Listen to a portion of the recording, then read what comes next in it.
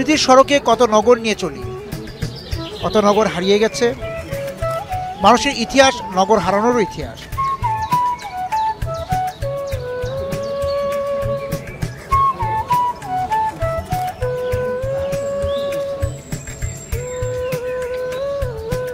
আপনাদের সবার কালো পোশাক কেন? আমাদের সবার কালো পছন্দের রং, তাই ব্ল্যাক সবকিছুর সাথে যায় এই কারণে। তো এখানে আসার উদ্দেশ্য কি? আমাদের সেমিস্টার ব্রেক চলতেছে, তো জাস্ট কালকে এক্সাম শেষ হলো, তো রিফ্রেশমেন্টের জন্য আসা। জাস্ট পানাম নগরটা সম্পর্কে আমরা সব সময় বইতে পড়ছি, বা আমাদের একটা কোর্স আছে হিস্ট্রি 1 ও 2, যেটাতে আমাদের ইতিহাস সম্পর্কে জানতে হয়। তো ওটা থেকে একটু ইন্টারেস্ট ছিল যে দেখার, কখনো আসা হয়নি। তাই মনে হয় যে আমরা একটা আধুনিক শহরে থাকি, তিলোত্তমা, কিন্তু এই যে স্থাপত্য দেখে কি মনে হচ্ছে যে ডেফিনেটলি অনেক ভালো লাগতেছে, কারণ আমাদের চেয়ে তারাই আসলে বেশি আধুনিক ছিল কিনা এই বোর্ডটা আমাদের থেকে তারা বেশি আধুনিক ছিল এইরকম, মানে স্থাপত্যের দিক থেকে। এক্স্যাক্টলি, স্থাপত্যের দিক থেকে ওরা আমাদের থেকে আধুনিক ছিল না, বাট আর্টিস্টিক ছিল, শৈল্পিক। হ্যাঁ হ্যাঁ, শৈল্পিক ছিল, ওদের রুচি পছন্দ বেটার ছিল। আমরা এখন যে ট্রেন্ডটা ফলো করছি এটাও তো ওদেরই সেট করে দেওয়া। মানে এই যে এখন ইটের যে জিনিসগুলো, এগুলো কিন্তু আমাদের আধুনিক ঢাকাতেও এখন মানুষ এই স্ট্রাকচারগুলো ইউজ করছে, আর তারা অবশ্যই রুচিসম্মত ছিল, যে কারণে এখনো মানুষ আসছে, দেখছে। সবচেয়ে বড় কথা, এটা আমাদের প্রাচীন ঐতিহ্যকে ধরে রাখছে। সারা জীবন আমরা দেখতে পাচ্ছি আমাদের পূর্বপুরুষেরা কেমন ছিল, কিভাবে জীবনযাপন করেছিল, তো এটা অনেক বড় ব্যাপার। ফ্যাশন বলি বা শৈল্পিক যে শৈলী বলি, সেটা তো ফিরে ফিরে আসে। হ্যাঁ, তাদের মসলিন শাড়ি এখনো আমরা পরছি, জামদানি এখনো আমরা পরছি, শাড়ি এখনো আমরা পরছি, তখনও পরছি, এখনো পরেছি, একই আছে। শৈল্পিক জিনিসটা এখনো আমাদের মধ্যে রয়ে গেছে, সারা জীবন থাকবে। ঠিক আছে, আপনারা উপভোগ করেন। Thank you. পুরাতন ছেড়ে মানুষ নতুন নগর গড়ে, তবে নতুন কি কখনো পেরেছে পুরাতনের আভিজাত্য স্থাপত্য শৈলীকে ছাড়িয়ে যেতে?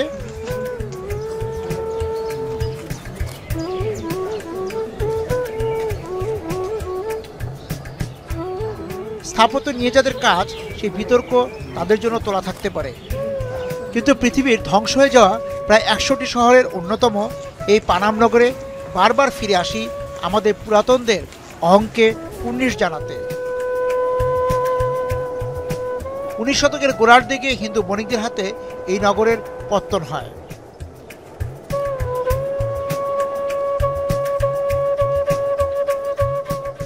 যে বিষয়টা আসে ঘুরে ফিরে পুরাতনের কাছে ফিরে যেতে হয়, পুরাতনের কাছে ফিরে যেতে হয়, ইতিহাসের কাছে ফিরে যেতে হয়, ঐতিহ্যের কাছে ফিরে যেতে হয়, অতীত সংস্কৃতির কাছে ফিরে যেতে হয়।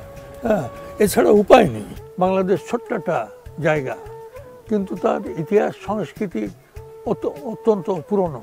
এই বাংলাদেশে দুটি ইউনিভার্সিটি, একটা হচ্ছে ময়নামতি, আরেকটা হচ্ছে পাহাড়পুর। সেই বুদ্ধিস্ট আমলে এটা সৃষ্টি হয়েছে। একটা দেশে ইউনিভার্সিটি কখন ওঠে, কখন সৃষ্টি হয়, কখন প্রতিষ্ঠিত হয়, তারপরে তার সংস্কৃতির সাথে শিক্ষা যখন যুক্ত হয়, তখন সে সামনে এগিয়ে যেতে চায়। বা নগরের পত্তনই বা কখন ঘটে? হ্যাঁ, আমাদের তো প্র্যাকটিক্যালি বন কেটে বসতি, তাই না? বন কেটে বসতি, সেই বন কেটে বসতি, সেইখানে সভ্যতার গোড়াপত্তন। আমরা সেরকম একটি সভ্যতায় আছি। আপনি বাবার সঙ্গে ঘুরতে এসেছেন, প্রায় কি পুরাতনের কাছে বাবাকে নিয়ে ফিরে?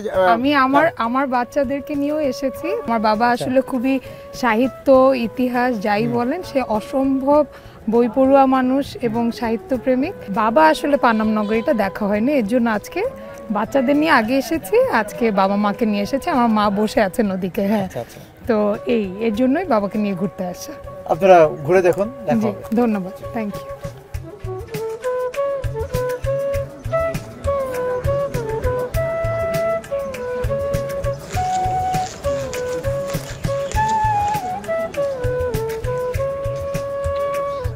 পুরাতন সিঁড়ি, পুরনো বারান্দা, পুরনো চৌকাঠ, পুরাতন দরজা, পুরনো জানালা, পুরাতনকে আঁকড়েই সমৃদ্ধ হয় নতুন।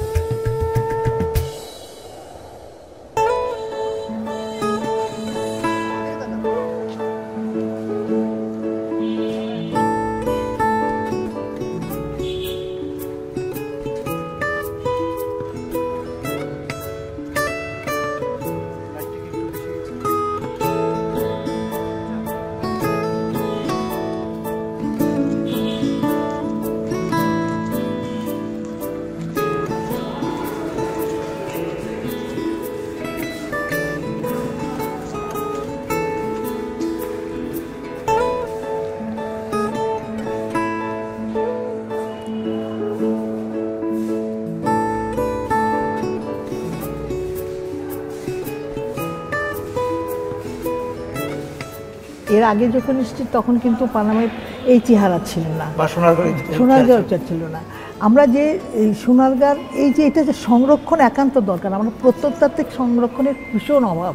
এটা বলতেছে যে একটা জমিদার বাড়ি, এখানে কিন্তু আমি তো কালচারের জায়গাটা দেখলাম, মুসলিম কালচারের জিনিসটাও আছে, হিন্দু কালচারের জিনিসটাও আছে। তার মানে তখন কিন্তু এই সময়টা, যে সময়টা এটা হয়েছে, সেটা এই দুই কালচারের মাঝখানে মানে দুই সংস্কৃতি বা যে ধর্মীয় সংস্কৃতির একজনের সেতু বন্ধন ছিল, সম্প্রীতির সেতু বন্ধন ছিল, যেটা এখন আমাদের মধ্যে নাই।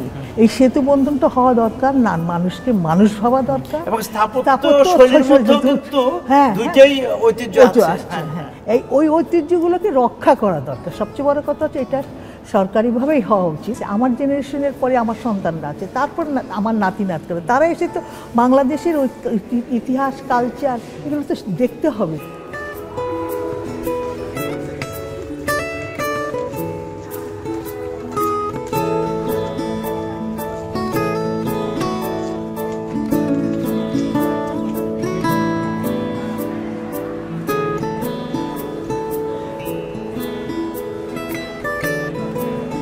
বিকাশে কম খরচে ক্যাশ আউটের লিমিট বেড়ে 50,000, প্রিয় এজেন্টও 2টা।